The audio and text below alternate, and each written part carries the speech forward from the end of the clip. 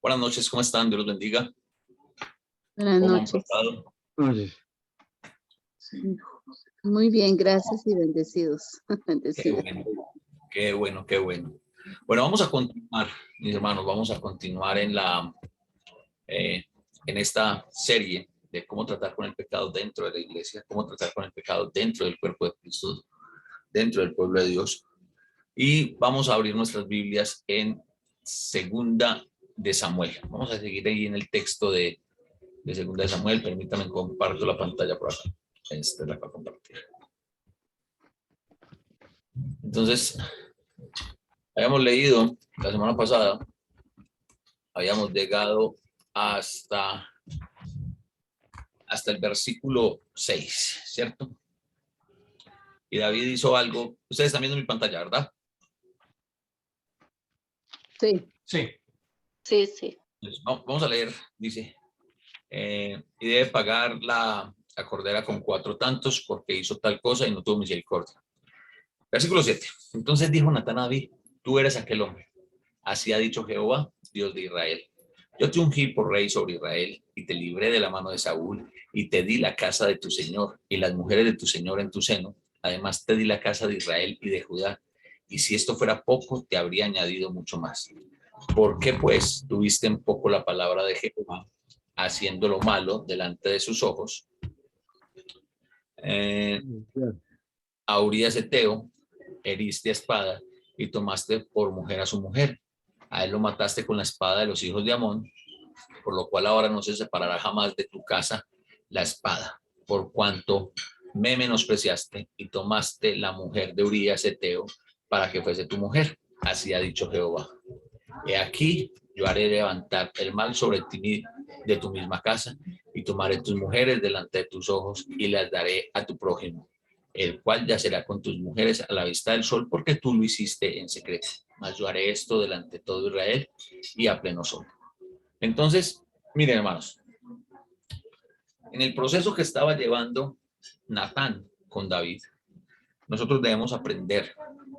Mire que Natán, como les decía la clase pasada, Natán no llega chocando, Natán no llega diciendo, es que David, ¿a usted cómo se le ocurre hacer la cosa que hizo? O pues también hubiera sido más fácil lo que hacen muchos, ¿no? Un hermano peca, entonces no, yo más bien me voy al mundo porque si el hermano pecó, entonces imagínate. Entonces, también hubieran tenido razón los israelitas, haberse querido ir a otras naciones, ¿no? ¿Qué piensan ustedes? No, hermano, perdón. La única forma de poder llegarle a David tiene que ser con nobleza, porque él es el rey. Perdón. Y cualquier cosa mal dicha o mal interpretada de él, pues es grave para Urias, lo puede haber mandado a matar. Entonces, la intención de Urias era demostrarle con paciencia, con mansedumbre, lo que había hecho para que lo comprendiera y se arrepintiera de ese mal. Sí, me parece. Pero, ¿qué hubiera pensado con el pueblo de Israel? Bueno, ¿qué piensan ustedes? ¿Qué hubiera podido pasar con el pueblo de Israel? ¿Tenía excusa algún habitante del pueblo de Israel para decir, bueno, entonces yo no voy a seguir creyendo en Dios, yo no voy a seguir obedeciendo a Jehová porque pues, David, que era el rey, pecó, entonces imagínense nosotros? Sí, yo digo que eso también lo hubiera tomado el pueblo de Israel, no, pues si eso lo hizo el rey, nosotros también podemos hacerlo. Exactamente. Ahora, ya el pueblo, bueno, ya el pueblo lo hacía, ¿no? ¿Cuántas veces el pueblo no era rebelde en todo tipo de cosas, no? Sí, pero el pueblo no andaba asesinando gente, Daniel. Lo que pasa es que el pecado es un poquitico grave, ¿cierto? Para nuestra óptica, el pecado de David fue un tanto grave. Para los ojos de Dios todos los pecados son iguales. Entonces, aunque el pueblo, y lo vemos en el ejemplo de David, que estaba muy permeado de costumbres paganas, Dios no va a dejar impune al culpable, ¿sí? Pero lo que yo quiero que nosotros aprendamos, hermanos, es que nosotros necesitamos, antes de ir a decirle al hermano lo malo que es, lo perverso que es, cualquier cosa que se nos venga a la cabeza, ¿cierto? Tendríamos que mirar nosotros muy bien, es primero, ¿cuál es la condición de esa persona? Y el hermano Augusto dijo algo que es muy cierto. Nosotros tenemos que, Natán tenía que llegar con paciencia, con mansedumbre, pues le estaba hablando ¿a quién? Al rey. Yo voy a utilizar una palabra que utiliza Dios para referirse a David. Al ungido de Dios. Lo acabamos de leer, ¿cierto? Dice, yo te ungí por rey sobre Israel y te di la casa de Israel y te di la casa de Judá. Entonces Natán se estaba refiriendo ¿a quién? ¿A quién se está refiriendo Natán? Están como muy dormidos. A David. A David, ¿Pero quién era David? Al ungido de el Israel. rey. Al ungido. Al ungido, muy bien. Al ungido de Dios. Entonces nosotros, entonces ustedes podrían decir, bueno, el argumento del hermano Augusto es muy valedero. David era el rey, pues David había que tener todo ese tacto. Pues sí y no. Isaías no tuvo tanto tacto con Acaz, ni con Joacaz lo tuvo Ezequiel. Ni Jeremías Le dijo, tampoco. ni Jeremías sí que menos tuvo tacto. Ezequiel fue directo allá.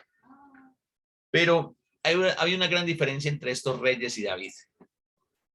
David era el ungido de Dios. Los otros llegaron ahí al reino por una cuestión de descendencia y todo eso, pero a ver, hermano, ser el ungido de Dios va un poquitico más allá de simplemente sentarse en el trono. Nosotros hoy en día, ¿qué somos? ¿Qué somos nosotros hoy en día? Reyes y sacerdotes. Hijos de Dios.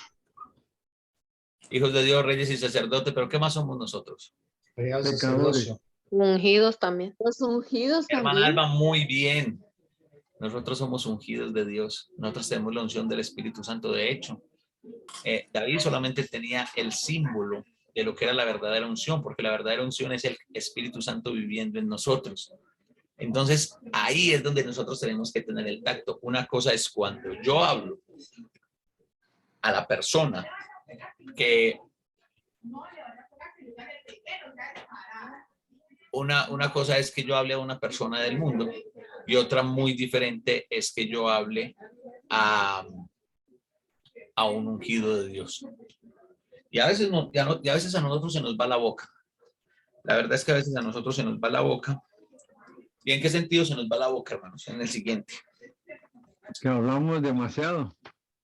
Nosotros, muchas veces, en ese puesto que yo no sé quién nos colocó ahí de coordinadores de disciplina, unos coordinadores de disciplina de la iglesia, ¿no?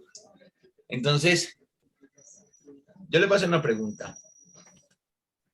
Una iglesia que tenga división, una iglesia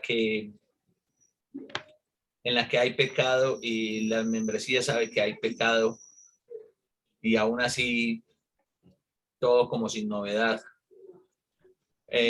Una iglesia donde se comían los unos a los otros a punta de murmuración, donde menospreciaban a los pobres.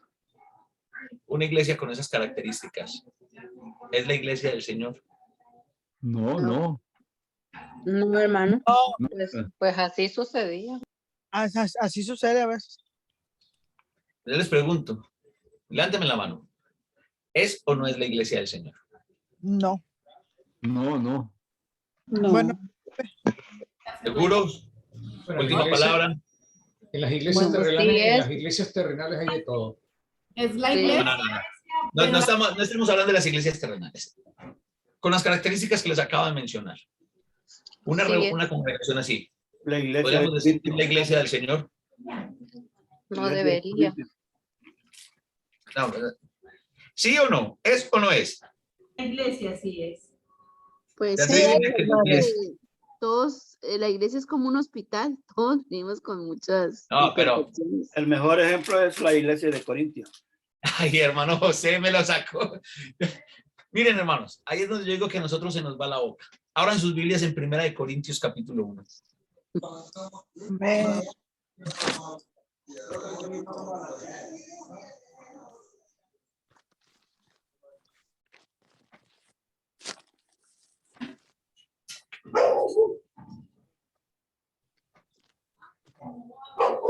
Primera de Corintios, ¿qué? 1. 1, versículos 1 y 2, Daniel, por favor.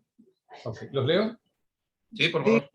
Pablo, llamado a ser apóstol de Jesucristo por la voluntad de Dios, y el hermano Sóstenes, a la iglesia de Dios que está en Corinto, a los santificados en Cristo Jesús, llamados a ser santos con todos los que en cualquier lugar invocan el nombre de nuestro Señor Jesucristo, Señor de ellos y nuestro.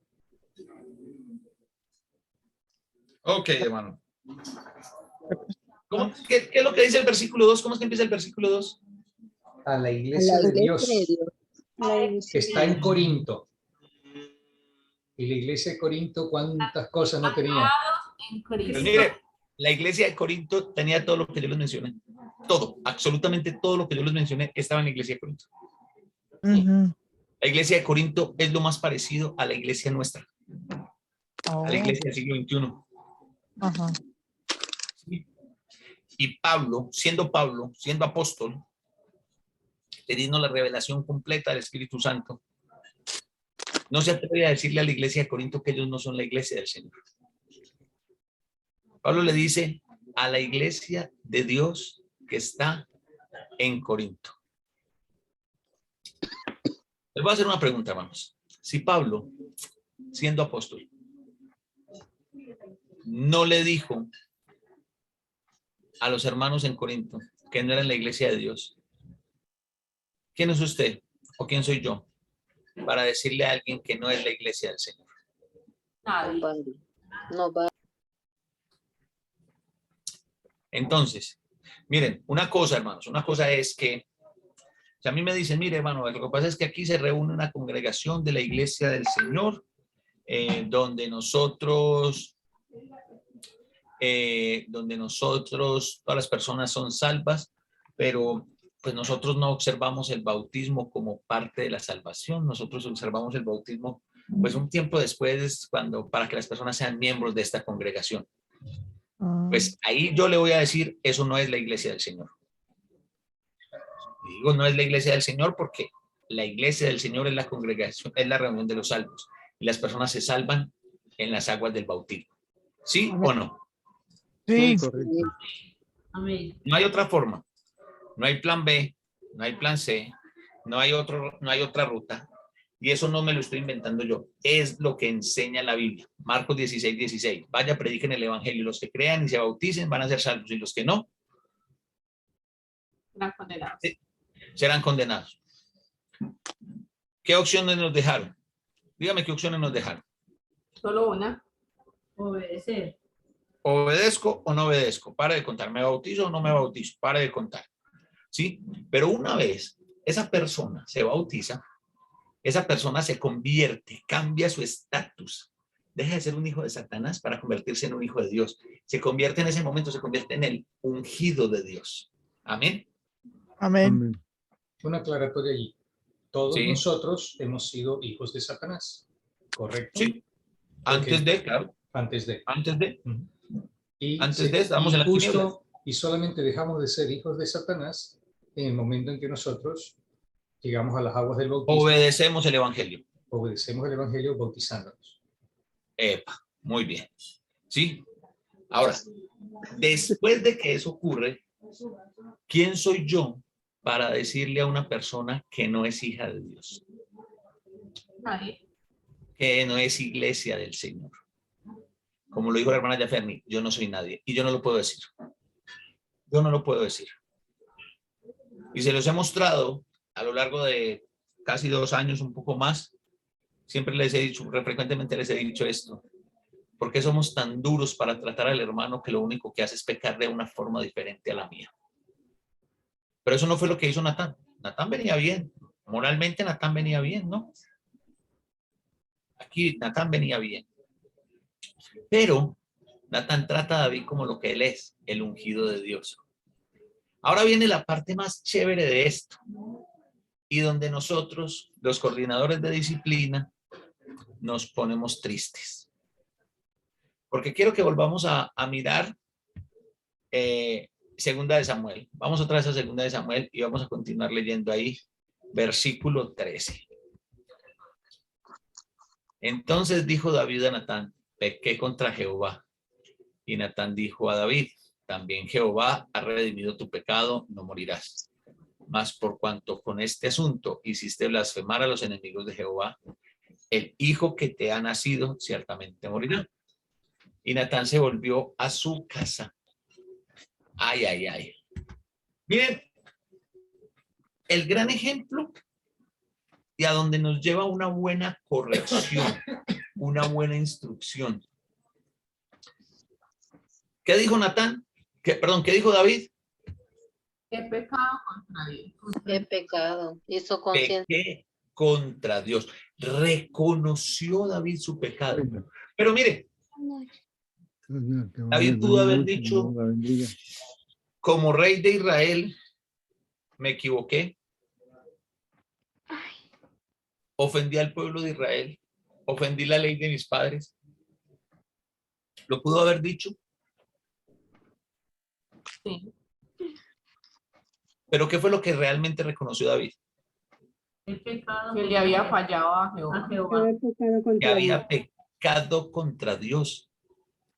Pero esa es la parte que a nosotros no nos llama la atención. Esa es la parte que a nosotros no nos gusta. ¿Por qué razón? Porque cuando nosotros estamos hablando de la disciplina, cuando un hermano peca, ¿contra quién peca? Contra Dios. ¿Contra quién? ¿Contra quién? Santo. Peca contra Dios. Todos nuestros pecados son contra Dios. Cuando yo ofendo a un hermano, ojo, yo no estoy pecando contra el hermano, estoy ofendiendo al hermano y pecando contra Dios. Pero nosotros, en nuestra soberbia, en muchos casos, en nuestra falta de conocimiento, en casi todos ellos, en casi todos los casos, tenemos eso. Nosotros queremos que el hermano reconozca que ha pecado contra nosotros. O contra la iglesia de Dios. Y sí, podemos alargar el tema y podemos decorarlo, pero a ver,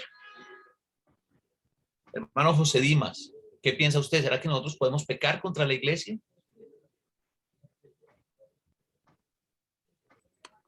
De hecho, cuando nosotros pecamos, estamos ofendiendo a Dios y estamos haciendo lo mismo que hizo David, que los enemigos de Dios blasfemaran el nombre de Dios. Que eso es lo que nosotros llamamos que que alguien pecó contra la iglesia. Pero el pecado en sí, el pecado es contra Dios. Y cuando nosotros estamos ahí corrigiendo a un hermano, a nosotros nos tiene que bastar, para nosotros tiene que ser más que suficiente que el hermano reconozca que pecó contra mí, ¿cierto? Sí. Para que levante nuestro ego. Contra Dios. Contra Dios. Muy bien. Mire, hermano, ningún hermano peca contra mí, ningún hermano peca contra usted. Peca contra Dios. Entonces a nosotros nos tiene que bastar con que el hermano comprenda, reconozca, se vea a sí mismo que pecó contra Dios. Porque él ya pecó contra Dios. He pecado contra Dios, le dijo David a Natán. Y Natán le dice, también Dios ha redimido, ha pagado por tu culpa y no vas a morir como lo sentenciaste. ¿Sí? Yo les hago una pregunta, hermanos. ¿A quién le va a hacer esta pregunta? No. Le voy a hacer esta pregunta a Yaferne. Ay, sí se ríe Luz. No se ría mucho Luz, que le preguntó a usted. Ay, no. Ya. Señor. El peor pecado que un hermano pueda cometer. Desde tu perspectiva. No voy a decir que está correcto o incorrecto. Desde tu perspectiva, ¿cuál sería el peor pecado que un hermano podría cometer? Blasfemar contra el Espíritu. Blasfemar contra el Espíritu Santo. Blasfemar contra el Espíritu Santo. Ok. Siempre poniendo, ya para que le pregunte a Fernie si siempre ahí pone el ejemplo más difícil. Ok, el segundo más. El segundo más. Para mí, la murmuración. Ay, no, pero eso estamos llenos. Y la murmuración es hasta aceptada socialmente.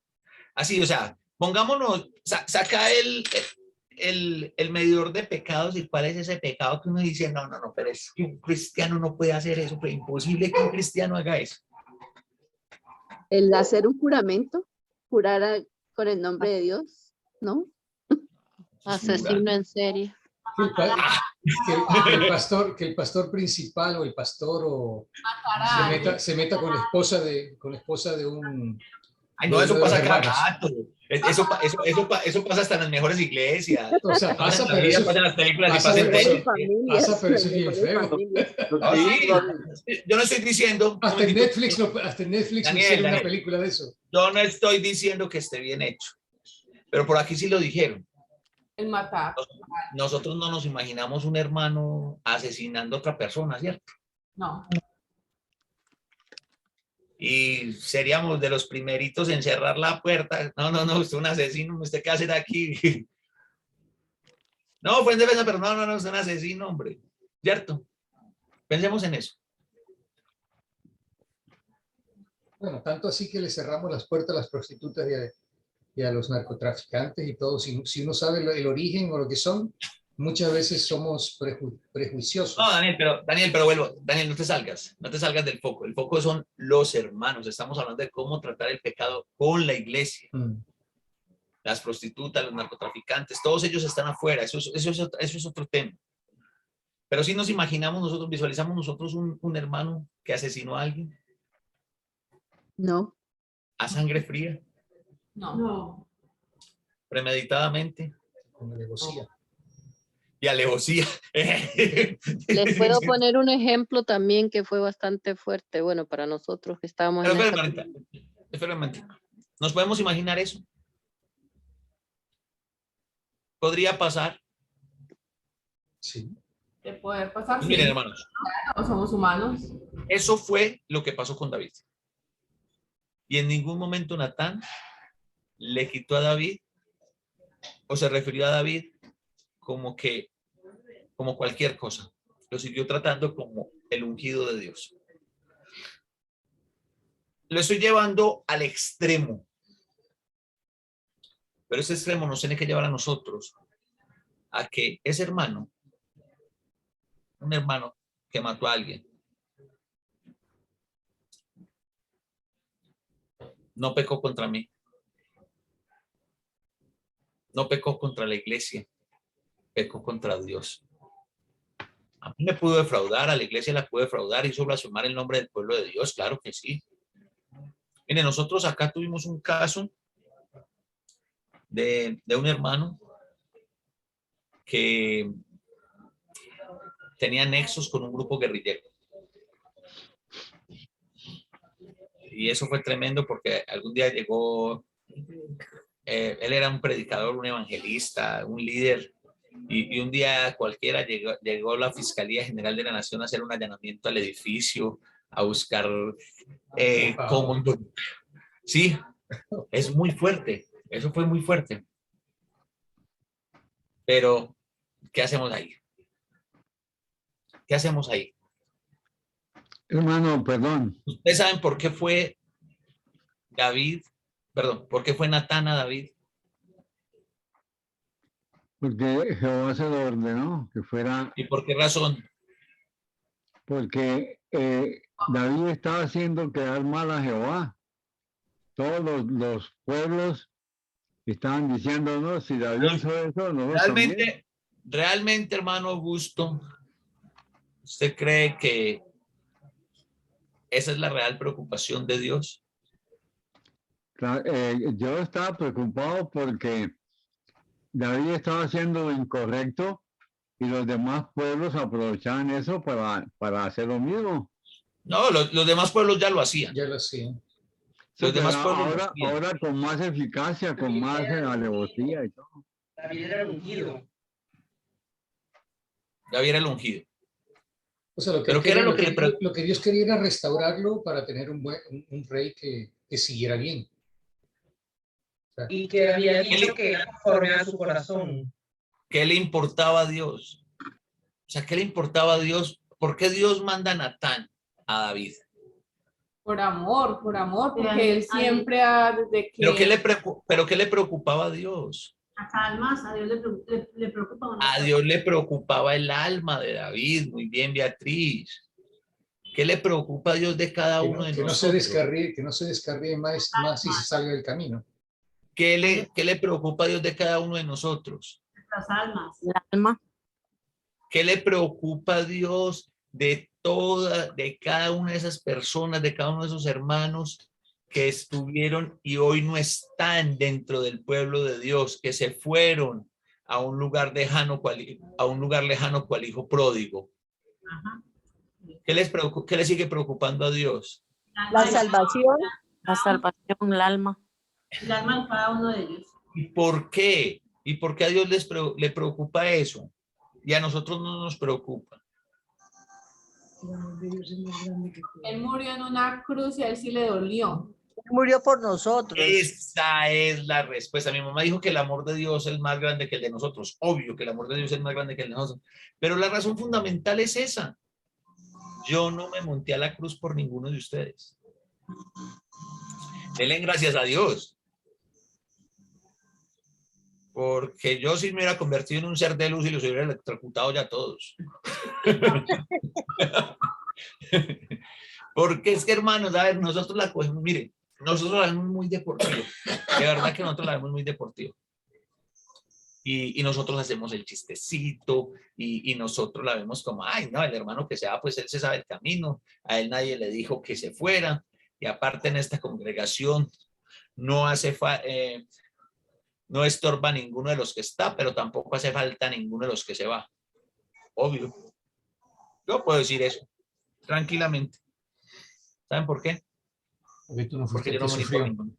Yo no morí por nadie. A mí no me han pegado el primer latigazo, no me pegaron el primer puño por el pecado de nadie, ni siquiera por los míos. Entonces, ahí es donde estamos. Nosotros necesitamos aprender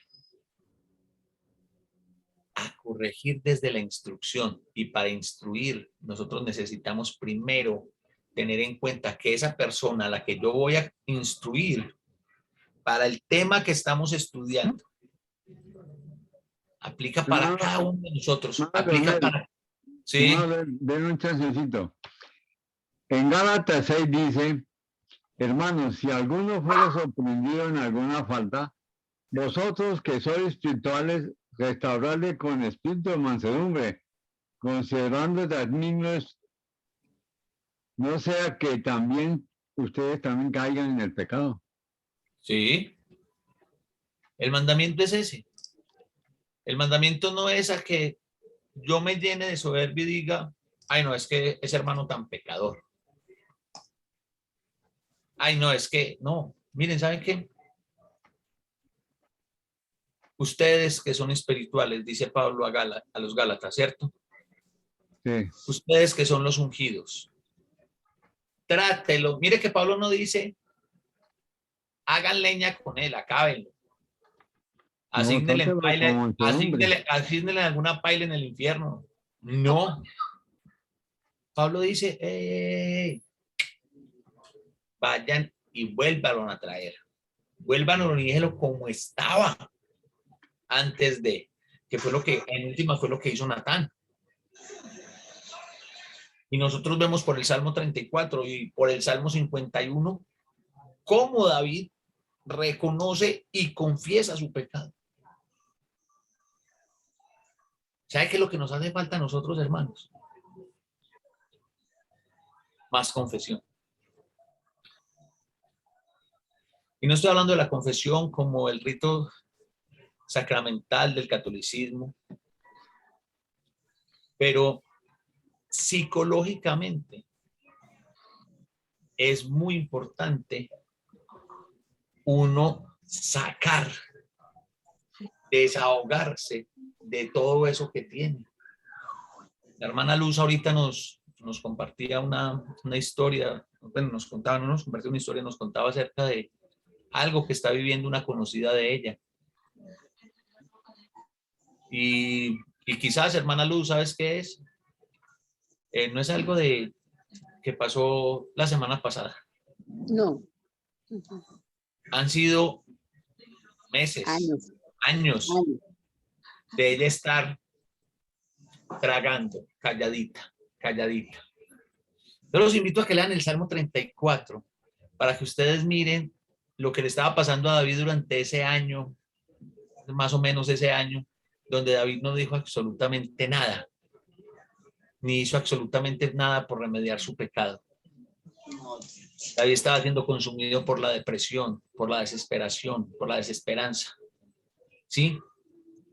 Hasta que Dios manda a Natán. Entonces nosotros tenemos que mirar, hermanos, a nosotros nos está haciendo falta confesar. Y esto no se trata de confesar bueno, voy a abrir el confesatorio de ahorita. ¿Quiénes tienen pecados para confesar? Yo les voy dando turno ahorita a partir de las 9. Va a nombrar a Elizabeth. Va a nombrar a Elizabeth Tavares. Indulto y ya. Va a nombrar a Elizabeth Tavares, la voy a nombrar aquí secretaria para que me vaya asignando las citas. No. La indultadora. No. Solamente es la secretaria la que me va a asignar las citas. Pues, va a tener el martillo. Ok, pero ahí, No. si hay el sigilio, ¿cómo se llama? El martillo. El sigilo, o ¿cómo se dice? El que va a quedar en secreto. El secreto de confesión. Secreto de confesión. Pero entonces miren, hermanos. Yo soy la monaguilla. Tú eres negra como hermana. Ok, miren, hermanos, es muy importante que nosotros aprendamos. Pero ¿saben por qué nosotros no confesamos nuestros pecados? Por varias razones. Primero que todo, es que nos da vergüenza. Entonces nos hemos acostumbrado a vivir en una doble moral. Estamos llevando dobles vidas. Segundo, porque a nosotros no nos duele pecar contra Dios. Sí, yo sé que me van a decir, ay hermano, sí nos duele, ay hermano, usted sí es malo, usted sí es duro, usted sí es cruel, ¿cómo nos dice que no nos duele? No nos duele pecar contra Dios. Hasta a veces por rebeldía pecamos. Sí, pero cuando yo digo que no nos duele pecar contra Dios es porque a nosotros no nos preocupa ofender a Dios con nuestros actos. Nosotros estamos más preocupados de, ¿y qué va a decir la hermana Angie si me ve haciendo tal cosa? Y si yo hago tal otra, ¿qué va a decir el hermano Edith? Y los hermanos, y si me ve algún hermano, ¿y dónde estamos que no nos vea Dios? ¿Hay algún lugar donde podamos estar que no nos vea Dios? No. Ninguno. Pero estamos diciendo nosotros, realmente estamos diciendo, no, yo no voy a hacer esto porque con esto peco contra Dios y qué vergüenza el Señor me ve. No, nosotros estamos más preocupados por quién me va a ver. Por el que dirán. Sí, el que dirán. Y como eso tiene hasta soporte bíblico, es la doctrina del testimonio. Entonces, miren, hermanos, nosotros necesitamos eso. Pero para lograr eso, se necesitan crear los ambientes propicios, tal cual lo hizo Natán. Natán con su enseñanza, con su amor, fue y logró que David, pasado casi un año, reconociera lo que hubiera hecho, lo que había hecho. ¿Y qué era lo que había hecho David? Ha cometido los 3 pecados más grandes del mundo. No. ¿Qué era lo que había hecho David? Pecó contra Jehová. Pecó contra Dios. Eso no necesita termómetro, eso pecó contra Dios. Y pecar contra Dios, sea una mentira o sea un asesinato, Es igual de pecar grave. contra Dios. Es igual de Es grave pecar contra Dios.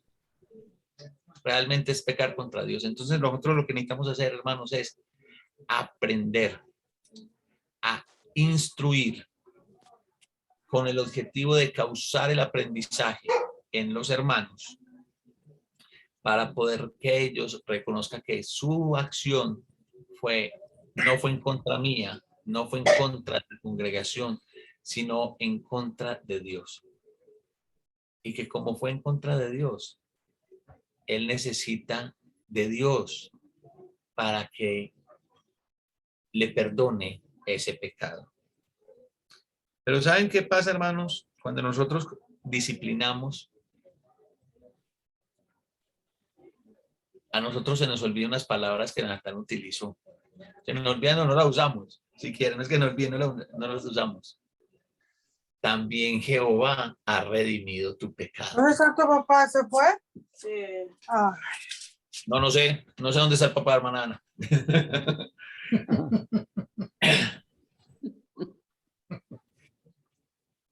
Elizabeth Tavares.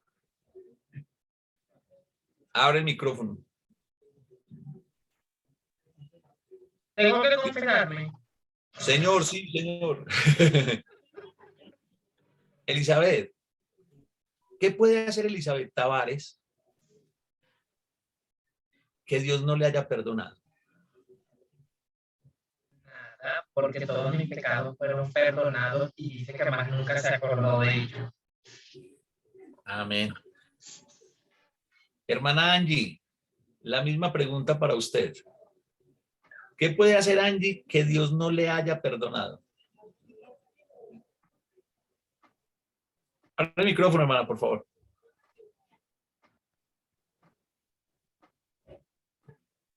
No. Ahí sí. Nada, mi hermano, porque la sangre de Jesucristo me perdona todos los pecados. Amén. Mire, voy a terminar esta sección.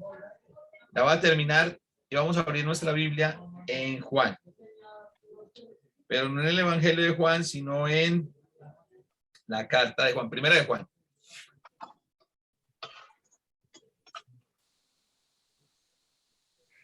Primera de Juan, capítulo 2.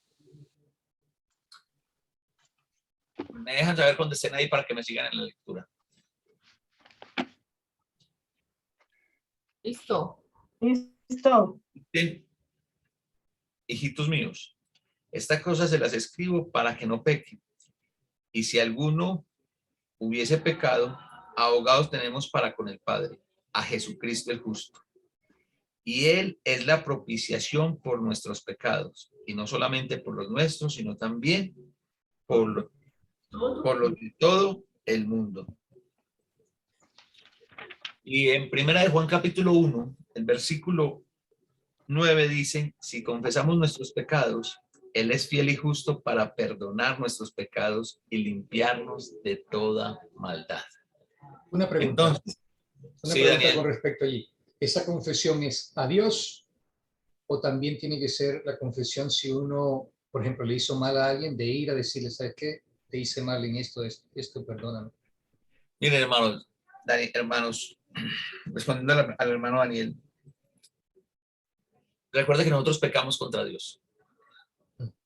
Sí, cuando yo confieso delante de Dios mis pecados, y el Señor en su amor, en su misericordia y en la restauración que Él me da, coloca en mi corazón, ¿saben qué es que yo, con este pecado, yo creo que yo ofendí al hermano Daniel, yo voy a hablar con el hermano Daniel? Eso está bien. Pero aquí, a ver, si volvemos al ejemplo de David, ¿contra quién había pecado David? Bueno, ¿a quién había ofendido David? Ya sabemos que pecó contra Dios. ¿A quién ofendió David con su pecado? No, pecó contra Dios, pero hubo un montón de gente que él ofendió. Afectada. Primero la familia de Urias, ¿no? Y la familia de él también. La familia de él, la familia de Betsabé. El pueblo de Israel, recuerden que David era el rey. A su ejército. A su ejército, porque bueno, es que tenemos que arrancar la falla de David de estar de vago en el palacio cuando estaban en guerra. Él tenía que estar y además eliminó a uno de sus importantes... y se mata uno de sus principales soldados. Los demás que pensarán, uy, ¿cuándo me tocará a mí? Sí, entonces mire, a toda esa gente, mucha gente, ¿cierto? ¿A quién salió David a decirle algo? A nadie. Nosotros pecamos contra Dios. ¿Sí? Si yo ofendo a un hermano, yo quiero ir y decirle al hermano, perdóneme porque lo ofendí. Pero cuando me lo imponen, eso ya no está como, o sea, cuando es impuesto, no, hermano Daniel, es que usted tiene que ir a disculparse y pedirle perdón al hermano José Velázquez. Usted tiene que usted ofendió la iglesia del Señor, entonces usted se tiene que parar al frente a pedirle perdón a la iglesia. ¿Dónde vemos esos ejemplos? Muéstrenme esos ejemplos en la Biblia. No, pero si vamos a Santiago 5:16 dice, confesaos vuestras ofensas unos a otros y orad unos por otros para que seáis sanos. Sí, entonces a uno lo paran en la iglesia, que todo el mundo le confiesa a uno también. Ahí dice unos a otros. Y otros a unos también, ¿no? Ajá. Lo que pasa es que aquí es donde nosotros vamos. Aquí es donde la práctica no se ha visto. En la práctica no se ha visto. A ver, dígame, ¿a quién? Uno solo. A quien Jesucristo haya colocado en la picota pública del escarnio porque pecó. A nadie. A ninguno. Es más, cuando se le apareció a las mujeres, le dijo, dígale a los apóstoles y a Pedro que voy delante de ellos a Galilea, que los espero en Galilea. ¿Y por qué? Y a Pedro. Porque emocionalmente Pedro estaba mal. De que le había negado 3 veces. Porque le había negado. ¿Sí? Entonces díganme, ¿a quién exhibió? ¿A quién exhibió Pablo? Y sí, me van a mencionar al fornicario de 1 Corintios capítulo 5. Pero eso era... ¿Y ya leyeron 2 Corintios 2? Claro. ¿Dónde nos quedamos? Porque solamente nos quedamos en el téngalos por gentil y publicanos. ¿Ustedes alguna vez se han puesto a pensar, hermanos, en las palabras de Jesús con la mujer adúltera? Esa de que el que esté libre de pecado tire la primera piedra. Cierto.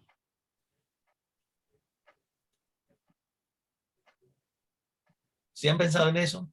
¿No han pensado? Bueno, los invito a que lean para el jueves el caso de la mujer adúltera y mediten en el que esté libre de pecado, que tire la primera piedra. Sí, pues, todos somos pecadores. ¿Qué tal con los fariseos? Hay uno ¿Cómo, hermano? ¿Qué tal con los fariseos? Bueno, Jesús expuso públicamente lo de los fariseos porque ya ellos estaban pasados de hacer cosas. Pero mire que al pueblo Jesús le dijo, hagan todo lo que ellos dicen, pero no hagan como ellos hacen. Digamos que técnicamente pues, la enseñanza de los fariseos estaba bien. Era la práctica de los fariseos lo que estaba mal. ¿Sí? En la forma que lo hacían. La forma en la que lo hacían. ¿Sabes? Sí. Pues es que también eso es un arma de doble filo, porque nosotros entonces empezamos a utilizar el pecadómetro. O sea, empezamos a medir los pecados por lo que son pero no tomamos en cuenta que los que se exteriorizan no tienen absolutamente más peso que los que no se exteriorizan. Porque no, el homosexual es más pecador que un fumador. Pues no, realmente no es así. Lo que pasa es que al homosexual se le nota. En cambio, el fumador lo hace escondido. No, el fumador también se le nota. No, pero me explico, pues, se fuma una caja de cigarro en su casa y después te bañas. Una cosa es que, el tipo, una cosa es fumar así y otra cosa es fumar así. Sí, entonces, el hecho de que se exteriorizan los pecados no significa que tengan más peso. Yo te estaba hablando de la mujer adúltera. Elisa, mira, lo que estás diciendo es muy cierto, pero más que se exteriorice, es que hay unos pecados, vamos a decir que hay unos pecados. Más pesados que otros. No existen pecados. Eso es lo que primero que tenemos que sacarnos de la cabeza. No existen pecados ante los ojos de Dios, a la santidad de Dios. Pecado es pecado. Y si por cada pecado tenemos que buscarlo en el púlpito, entonces todos los domingos vamos a estar pasando una lista. Espérate. Solamente, vamos a decirlo así, hay unos pecados que son socialmente permitidos y la iglesia se está permitiendo de eso. ¿Sí? En nuestra sociedad latina, tan machista ella, si el tipo tiene amante, es un hombre. Es un macho, el macho alfa. Si es la muchacha la que tiene amante, no, la fufuruca. No digan lo que están pensando, arrepiéntanse. ¿Sí? ¿Pero cuál de los dos pecó? Ambos. Los dos. Igualito. No hay diferencia. Pero hay algunas cosas que son socialmente permitidas. Ojo, que eso es socialmente permitido. El hecho de que la sociedad tolere algunas cosas no significa que esté bien. Ejemplo, vivimos en una sociedad que tolera la mentira. Tolera la fornicación. Tolera la fornicación. Tolera la homosexualidad. Vivimos en una sociedad que condena el asesinato, pero aprueba el aborto. ¿Es peor el aborto? No, los dos son asesinatos. Solamente que no está muriendo un inocente. Alguien que no tiene nada que ver, ¿cierto? Entonces vamos a dejar hasta acá. Me disculpan por ahí por el tiempo de... Pero no me aclaraste esta parte. ¿Qué quiere decir aquí entonces en Santiago 5:16 con confesaos vuestras ofensas unos a otros? ¿Qué quiere decir eso? Es importante, vuelvo y les digo, es importante exteriorizarlo. Pero necesitamos, allá vamos a llegar, Daniel, más adelante. Okay. En este mismo estudio. ¿Sí? Porque es que también tengo que mirar a quién le cuento, ¿no? Porque cuando yo le cuento a alguien mi pecado, no lo estoy haciendo para que esa persona me absuelva del mismo, porque el único que me redime y me absuelva del pecado es Dios. Sin embargo, lo que sí estoy buscando es un apoyo. Ahora, si el apoyo que voy a encontrar es que mañana el 35% de los varones de la congregación van a saber mi pecado, yo ya no quiero ese apoyo. O esa misma persona va a usar lo que tú dijiste en contra tuyo. Ah, ok. Esa es peor, pues. ¿Sí? Entonces, ahí es donde nosotros necesitamos mantenernos ungidos por el Espíritu Santo. Porque nosotros necesitamos canalizar todo eso. Hay que decirlo, pero ¿qué hace el hermano José Dimas Velázquez cuando yo voy y le confieso mi pecado? Tengo que estar en confidencial. ¿Lo aconseja? Primero tiene que ser confidencial, o sea, eso pues suena muy católico y todo, pero eso es secreto de confesión, ¿cierto? Es solamente por el término. Pero ojo, miren, ustedes saben por qué el apóstol nos insta a que oremos tanto por los ancianos y los líderes de la congregación. Porque resulta y sucede que en el primer siglo, y todavía, los líderes de las congregaciones, los ancianos de las congregaciones, discúlpeme en el ejemplo que voy a utilizar, pero se convierten en el inodoro, en el excusado espiritual de las congregaciones. Porque es que cuando yo voy y le digo al hermano José Flores mi pecado, perdón, al hermano José Velázquez, y después va Elizabeth, y después va Luz, y después va Augusto, después va Daniel, ¿cómo termina el hermano? ¿Cómo termina el hermano cargado su día? Cargado de problemas y... Y sí, vea, el hermano me está haciendo señas, ¿no? Ok, por eso la Biblia nos insta a que estemos orando por ellos. ¿Qué? Y por eso ustedes necesitan, las congregaciones necesitan orar por sus predicadores, orar por sus líderes, porque es que Porque esto no es la fácil. comida que echa por la ¿O es muy comida- fácil esto, hermano José Dimas? Sí, no, es difícil, muy difícil. Estresante. Esto no es fácil. Ahora mire, no sé por qué. Por eso quería hacer una observación, hermano. Sí, hermano, bien pueda. Yo quisiera que todos fueran como David cuando venimos como Natán. Para la mejor. Esa fuera la mejor. Hermano, sí, pequé contra Dios. Señor, perdóname, pero ahí es donde se nos empieza a caer el pelo a nosotros, ¿no, hermano José Dimas? Porque los hermanos se la toman personal, todo eso, pero es muy importante. Qué bueno. Vamos a dejar hasta acá, hermanos. Muchas gracias por su atención. Gracias por los 3 minutos que me dejaron pasar. Quiero terminar con una oración. Voy a hacer una oración muy general. Pero ¿Sí? hermano, ¿cuál es la tarea? ¿Cuál es la tarea? Leer el texto de la mujer adúltera. Ok, gracias. Gracias, Y gracias. está en el Evangelio de Juan. ¿Listo? Sí. Vamos a orar, hermano. Acompáñenme a orar. Señor Dios Padre, todopoderoso y eterno, gracias te damos por este día, por tu amor, por tu misericordia. Señor, estamos muy agradecidos contigo por revelarnos tu palabra, Señor, por darnos esta palabra de ánimo, Señor. Y permitirnos, Señor, conocer qué es tu voluntad. Permitirnos, Señor, entender qué es lo que tú quieres que nosotros hagamos, Señor. Señor, hemos pecado contra ti y hemos pecado porque no hemos restaurado a los hermanos que han caído. Hemos pecado contra ti, Señor, porque nos hemos llenado de soberbia y de orgullo y nos hemos vanagloriado y nos hemos creído superiores a nuestros hermanos. Hemos pecado contra ti, Señor, cuando decidimos hacer las cosas a nuestra manera y no siguiendo tus instrucciones, Señor. Por eso te rogamos que por favor nos perdones. Padre Santo, no tengas en cuenta nuestros pecados. Gracias por redimirnos de ellos. Gracias porque ni siquiera te quieres acordar de ellos, Señor. Por eso te ruego para que en esta noche, Señor, tu Espíritu nos unja, nos toque, Señor, y nos redarguya, Señor, y que podamos confesar delante de ti todas esas cosas con las que te hemos ofendido y con las que hemos pecado contra ti. Todas esas cosas que están generando en nuestras vidas amargura, tristeza, desolación, desesperanza.